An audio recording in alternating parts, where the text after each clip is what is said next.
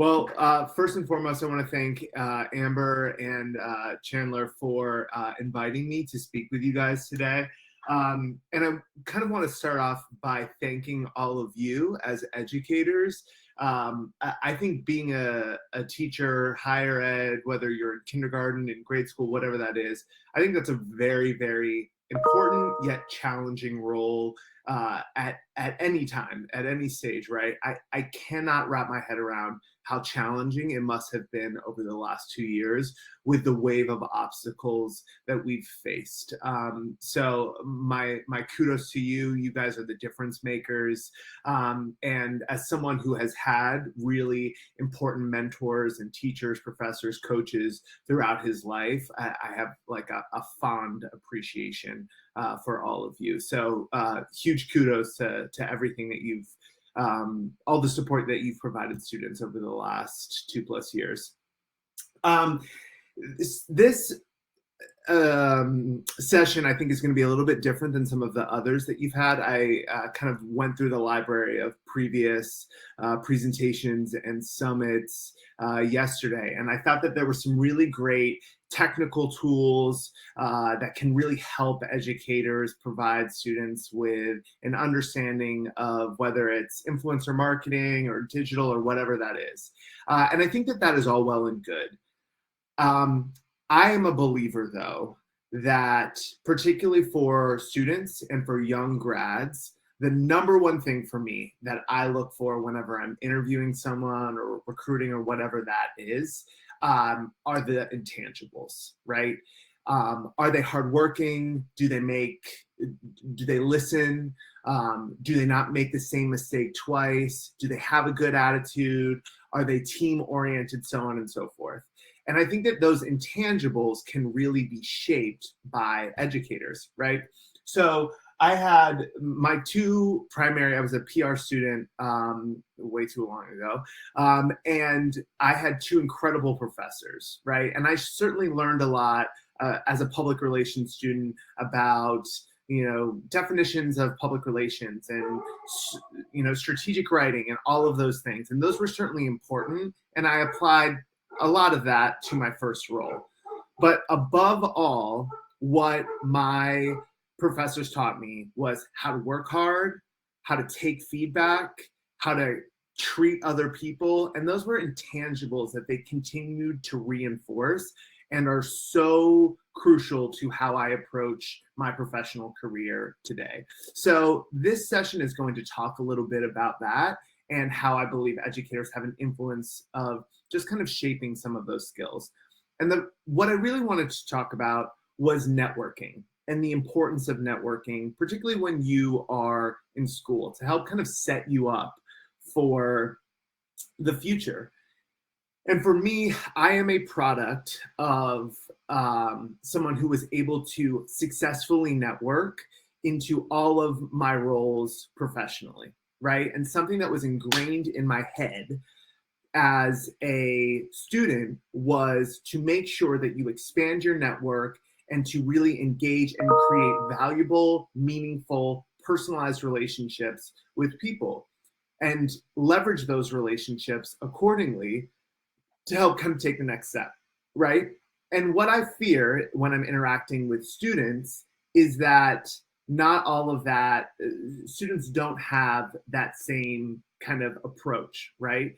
And I can talk through some of my like interactions about, you know, why I have kind of gotten there. But in preparing for this session, it seems like that is what students are, or excuse me, educators are experiencing right now.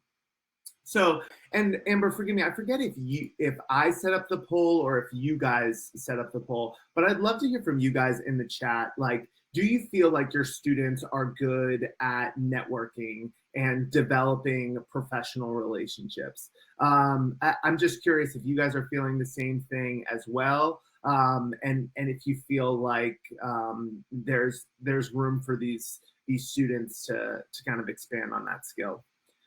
But with that, I think, Amber, I'll head to the next slide, or I think I can actually do this, forgive me. You guys might laugh. I was preparing for this meeting, and of course I'm having computer issues, and IT wanted to schedule an hour-long meeting to re-download all of this software on my computer. I'm like, guys, that's not going to work. But so if my computer drops off, please forgive me. But one thing that I'm very concerned about is that the pandemic has changed how we all learn and work, right? Particularly, I'm a brand manager, really working on marketing. And I think for marketers, we are now understanding that we have a lot of flexibility in terms of how we work, where we work, when we work, so on and so forth. And I think that has actually been a beauty of the last 2 years, is that I think it's forced us to relook at what is best for us. However, I think that by not always being in the office from 9 to 5 every day, I think that can kind of impact the ability to make strong and meaningful relationships, whether it be with colleagues or whether it be with potential future employees or whether it be with agency partners, execs, so on and so forth. So for me, I think that really means that we have to be mindful about networking and making sure that we're establishing relationships. I think that it's really, really easy to get lazy with networking, right? So you can, connect with somebody on LinkedIn, or you can follow them on Twitter, or send a generic email. And I think that is all well and good, but I think that's really kind of a shallow approach and something that isn't necessarily beneficial for both parties. And I think that instilling the importance of networking and establishing relationships with students, especially given the shifts in the workforce, I think is as important as it's ever been. So kind of what I was talking about in terms of just it being as important as it has ever been and falling into traps. I'm also a firm believer of whatever realm or industry that you are going into, networking is very important. Obviously, as a marketer and somebody who started in public relations and was, super involved in a lot of organizations whenever I was in school, that's important. But I also think that it's important across all industries, right? And I think that networking really gives you a leg up in terms of, do you know someone at a company? Do you have a personal relationship? Do you have somebody that can give you the tools to really kind of elevate your resume or elevate your experience or elevate your overall approach to securing a job? So networking will continue to be important whether you're working in statistics or whether you're working in, marketing or PR. One of my closest friends who I graduated with he's in this like very strange, he does a lot of resourcing for oil companies, right? And he has a lot of really, really wonderful experience, but unfortunately his job was eliminated at the end of last year. And his resume is stellar, it really is. But unfortunately, he really hasn't established a professional network that can really help him. So he gets to these, final stages of the interview, but really isn't able to seal the deal. And I saw him a month or two ago, and I asked him, what do you think the holdup is? Well, what are you really struggling with? And he said, I really just don't have anybody inside to help me, give me tips when it comes to interviewing or introduce me to someone. He said, I really feel like I'm flying blind. I think that my resume can compare with the best of them, but I'm just not able to kind of seal the deal. And I think if I knew someone, that would be a big difference maker, right? So again, it's really important across all industries and all fields. So in terms of what I want to accomplish today is, I think that there are a lot of tactics that are good kind of networking tools, right? But I want to reinforce like 6, I think, helpful networking strategies that you guys can reinforce and kind of embed in your students' minds that will hopefully help them take the right approach to networking and then set them up for success as they gear up to enter the workforce and to join us in the full grind, right? So there are 6 that I really want to chat about today. One is kind of the always on mentality. The second is the follow-up. Keeping an open mind, I think, is very important. Tapping into all of your resources, identifying in-person opportunities, especially now. I think that's really important. And I want to spend some time going deeper on LinkedIn. I have I think probably a controversial take on LinkedIn. So we can talk about that a little bit later as well. So I think the biggest thing when it comes to networking is that you really need to have an always on mentality, right? Networking should not be a priority for you when you're looking for a job, or when you're ready to look for a new job, or for your students, it's January of your senior year and now it needs to go. It should always start right now, and it should always be a focus for you. This is like a really, really kind of cheesy thing that I do, but on my planner, which some of you can appreciate, it looks like a psychopath has it. I write every single day someone who I haven't touched base with in a long time, whether it's a friend, whether it's a colleague, whether it's a former colleague, whether it's a former classmate, so on and so forth, and I reach out to them. And that really stemmed from one of my first bosses, unfortunately, was reorged out of our company. And it was a really, really, really hard situation for him. And he was also at a position in which he, in his career, that it was, there weren't as many options for him, right? You know, he had been at this company for a really long time, and he had really been known for this company. And sometimes the older and the more senior you get, that really kind of limits your pool, right? And I know that it was very hard for him. And when he was looking for a new job, he told me, he said, every single day, Clarkson, I go out of my way to reach out to a former colleague, connect with them. And even if that doesn't mean that I'll immediately get a job or they immediately have the lead, at least they know, one, I care about them, and two, they keep me top of mind.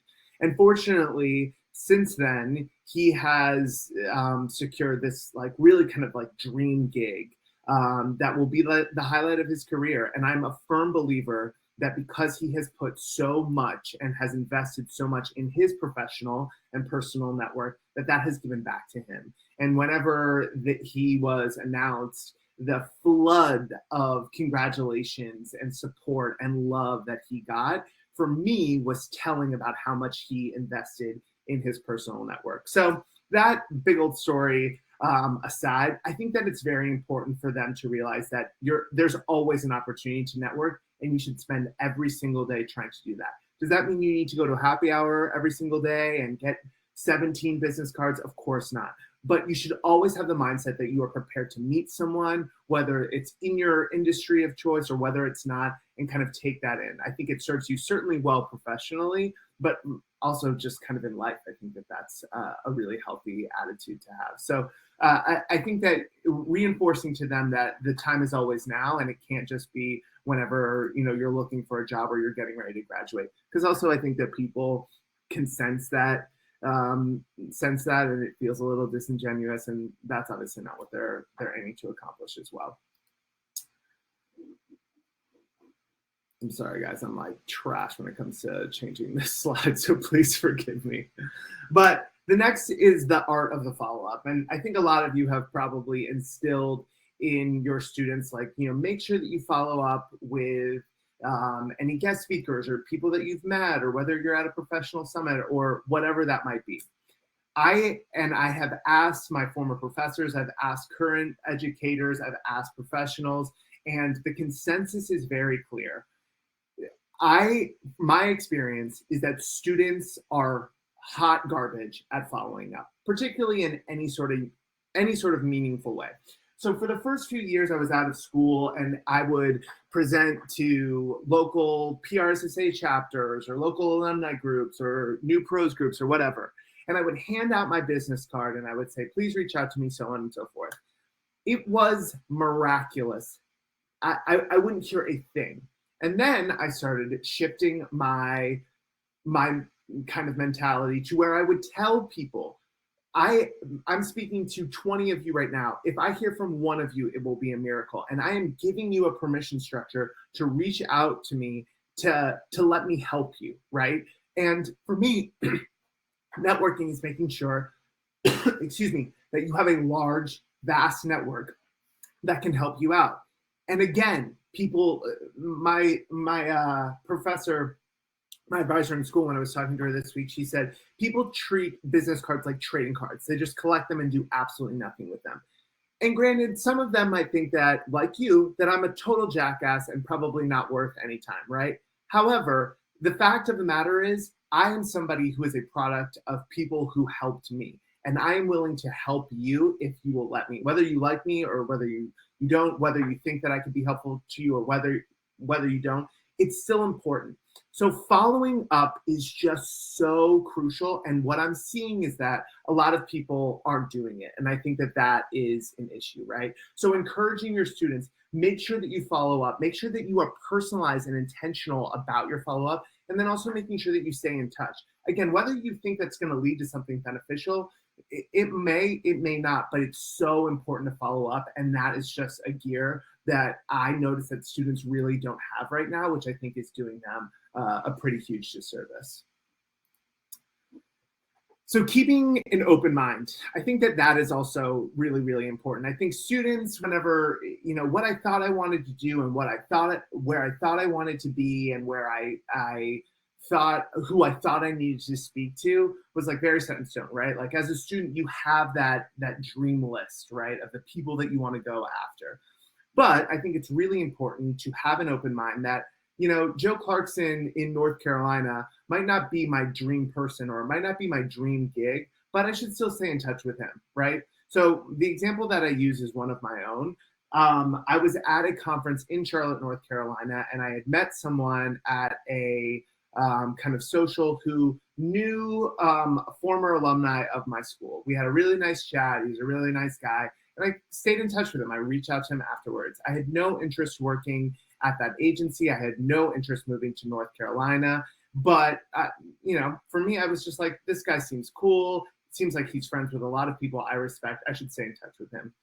I had a dream of where I wanted to go and what I wanted to do after school. And he had reached out to me and said that they were looking for post-grad interns and asked if I was interested.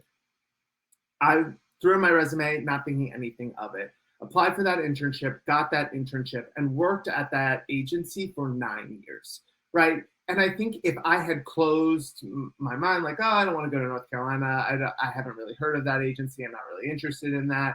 I mean, that has completely shifted my life and the trajectory of my personal and professional life. And I think it would have been really easy for me to not give him the time of day or not really follow up or take his business card and do anything. But I had intention with that. And I think that's really important for students to have that open mind when they're networking, that, yeah, sure, maybe this person doesn't fit all of the things that you're looking for in a job, but it could lead to something really special and really life-changing, right? And having that open mind, I think it is of the utmost importance.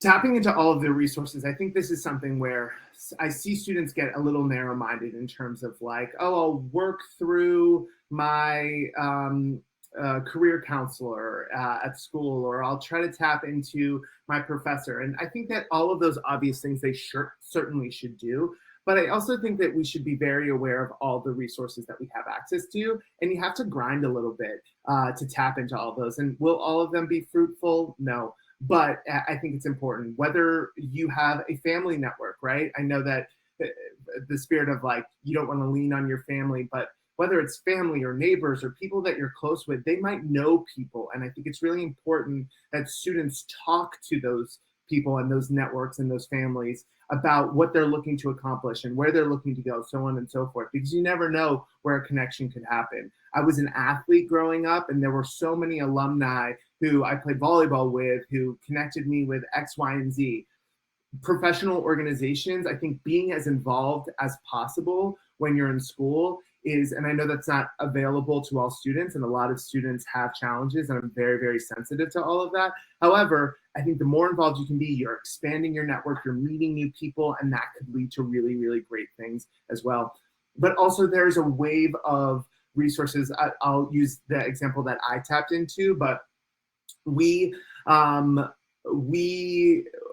through Public Relations Student Society of America had a what they called like champions network, right? So basically a lot of young pros would give their information to PRSSA members, and they could reach out to those members for help, so on and so forth. You didn't even need an intro. Basically, they were saying, hey, we're here. I was a champion for several years. Maybe I got 3 emails, which I just think is nuts, right? Like, I was also in the industry in which these students, and these were engaged students, wanted to land on, and I got 3 emails. Like, for me, that's an untapped resource that students really need to tap into. So I think my point here is just like, make sure that you get really scrappy, right? And don't just kind of laser focus on your career office at your school, which I'm sure is all well and good, but you need to put as many lines in the water as you possibly can. And I think that will be very beneficial.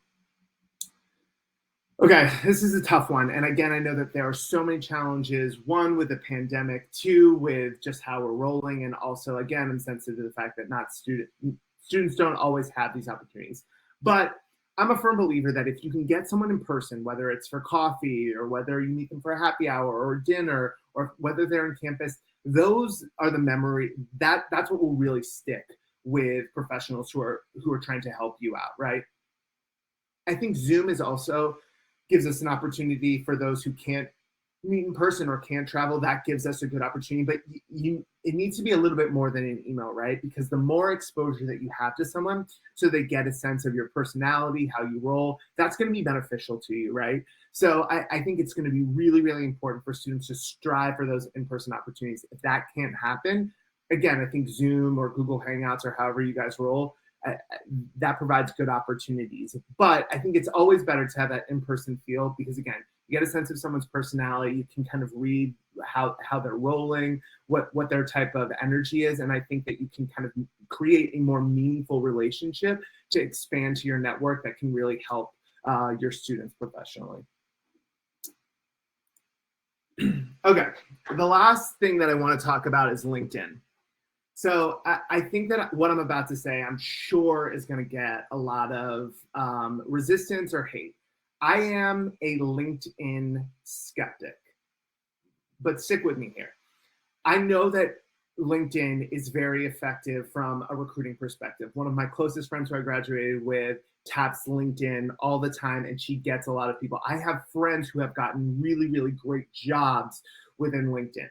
I think from a networking perspective, this is where I get a little hazy on LinkedIn. I have worked with former colleagues or partners. I have had former classmates. And if you look on their LinkedIn, they are the greatest thing in the entire world. I mean, they have just loads and loads of recommendation, and their resume is stacked, and they have a million connections, and so on and so forth. But I think one thing that is something that I always encourage my colleagues whenever we're hiring or whether we're recruiting or scouting is that sure, LinkedIn can give you a nice filter, but you have to look beyond LinkedIn, right? Because again, I've seen a lot of people and I've worked with them, or I've been in class with them, or they've been my boss, or so on and so forth. And I know what a nightmare they can be, or that they're not really a hard worker, or it's completely a ruse, or their description of their job within LinkedIn is a total line of BS, right? So I always, that part of LinkedIn always feels a little off to me, because unfortunately I see it way too much. But when it comes to networking, I've been able to use LinkedIn in a way that I feel like has given me a reminder structure to connect with some of the most influential people in my life, right? So I tap LinkedIn and I like to scroll, like, who's got a promotion, who's sharing things, so on and so forth. And it reminds me to reach out to them, not on LinkedIn, but via text, a phone call, an email, so on and so forth, to check in and kind of refuel that connection that I have with them, right? Like, I think, I don't know if any of you guys are Peloton fans, but I was riding the other day, and one of the like really kind of cheesy inspirational thing, but of course it resonated with me, was like, you always need to water your garden, right? And like, make sure that your roots continue to grow. And I think that for me, that was, and right when she said that, the instructor, I was like, there are like 4 people that I have not spoken to in months, and that's unacceptable. And sure enough, I go on LinkedIn, they're celebrating an anniversary, they're sharing some cool thing that they've done with their new company, so on and so forth. So for me, I use LinkedIn as a reminder to just engage with my network in more meaningful ways than just liking a post or saying congrats or all of that stuff. Really kind of going a little bit deeper to show your kind of love and your support and your trust and everything that you've invested in those people. So just to recap, I think a lot of this stuff, I'm sure that you guys are like, yeah, dude, I know. Like, these are very simple things, and these are things that we want. But again, I just don't get the sense that it lands with everyone. And I think as educators, you are so influential, and continuing to like kind of hammer this home with your students, especially in a time when there's so much craziness going on right now, and connecting with people feels easier but yet harder at the same time. I think creating meaningful relationships and establishing a thoughtful, broad network will be so beneficial for them once they leave you and then head into the world. So another thing I wanted to touch on, again, my friend who was a recruiter sent like all of the tactical things that you can tell them to do. So what I just talked about is kind of like strategies and mindsets, right? But these are things that I think are just like very specific things that you can do. So a handwritten thank you note, like some people call it old fashioned. I'm a total sucker for it. For me, it indicates that like you cared enough about our interaction. You cared enough about an informational interview, working on my team, so on and so forth, that you took the time to write a handwritten thank you note. I just think that it's a lost art, but I'm a sucker for it. And I think that it shows that you care and that you're invested. And that always sticks with me. One thing that my advisor and my professor shared with me that she's really struggling with her students right now is she'll take them to networking events, whether it's a conference, whether it's a happy hour, whether it's so on and so forth. And they all just want to like pile on with their friends, which again, I think is a safety net. And of course, you want to hang out with your friends, but that can also really inhibit your ability to effectively network. So just encouraging your students, like you'll see your friends later. I know it's awkward, it can be uncomfortable. And then you also learn skills that really translate into the workforce about being able to start conversations with people you might not know, but people that you're working with. I think it's an important skill to have. Coordinating informational interviews is really important. I will never, ever, ever, if there's a single student who reaches out to me and asks to talk, I will never deny them. Never. Because there were so many people who looked out for me. And I think that there were people who won't get to your email, so on and so forth, but there are a lot of people who will. So I encourage you to tell your students whatever you can do to have an informational interview with young pros or professionals. That will be great. Personalizing your correspondence, I think, is always great, right? Like it's always good to say like, oh wow, thank you so much for your speech, I really enjoyed it, and that's great. But like if you can find any nugget of personalization in your follow-up or your correspondence, again, it just showcases to the person who you're trying to bring into your professional network that you care, and I think that that's really great. And then I know I just like talked a lot of smack about LinkedIn, but my friend who is a recruiter on LinkedIn says it's always important to keep your LinkedIn and your resume updated, right? And I think one thing I remember, and maybe you guys do or don't feel this way about students right now, but I always got so fixated on my resume, right? Like how many words can I put on this one page? And like, can I put it to 7.5 font to get everything in? And it's just kind of overkill, right? Like when I'm reviewing resumes, I'm just like, give me like the big hits, right? Like I don't need to know your every waking move. I think find the most relevant, most powerful work that you've done and highlight that. If you squeeze everything in, I think I put like that I was all conference and volleyball on my resume. Like that was so unnecessary, right? So I think reinforcing to your students that like keep your resume updated. It can be very fluid. You don't need absolutely everything. I think will certainly do them a world of good. So before I wrap up, again, I just want to thank all of you. I know that this is probably a little bit less traditional in terms of just really kind of providing overall and tangible things that I'm seeing and things that I think I benefited from educators. I hope that you guys found it helpful and beneficial. But again, my hats and my credit goes off to educators. I'm, again, someone who benefited from just like really, really wonderful and important teachers and leaders and mentors. So I have just a wild appreciation for you, and I thank you for humoring me for the last 30 minutes or so.